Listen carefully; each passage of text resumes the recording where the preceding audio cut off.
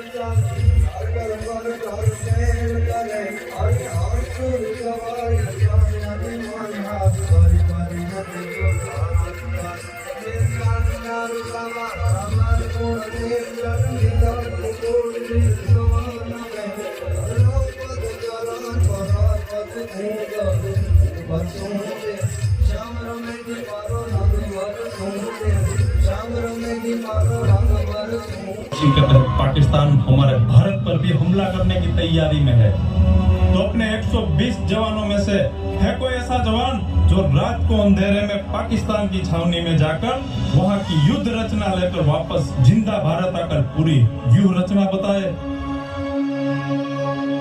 बोलो जवान, तुम क्या कहना चाहते हो?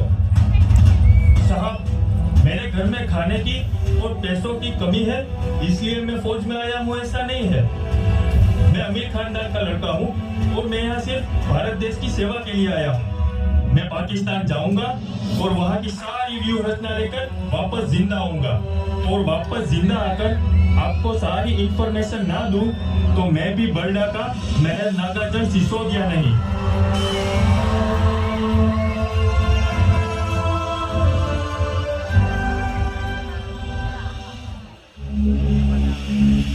सलाम वालेकुम जनाब। वालेकुम अस्सलाम। इस बार बड़ा करने की ठानी है। इस बार हिंदुस्तान को हमारे हाथों से कोई नहीं बचा सकता। तबाह कर देंगे हिंदुस्तान को। सारी तैयारियां हो गई है ना? जी हाँ हुजूर, सारी तैयारियां हो चुकी है। आमीन सुम्मा आमीन। रुको। जी जनाब, क्या हुआ? कुछ मूवमेंट है। कहाँ जनाब, कहाँ? अरे ये तो हिंदुस्तानी काफिर है, पकड़ो इसे।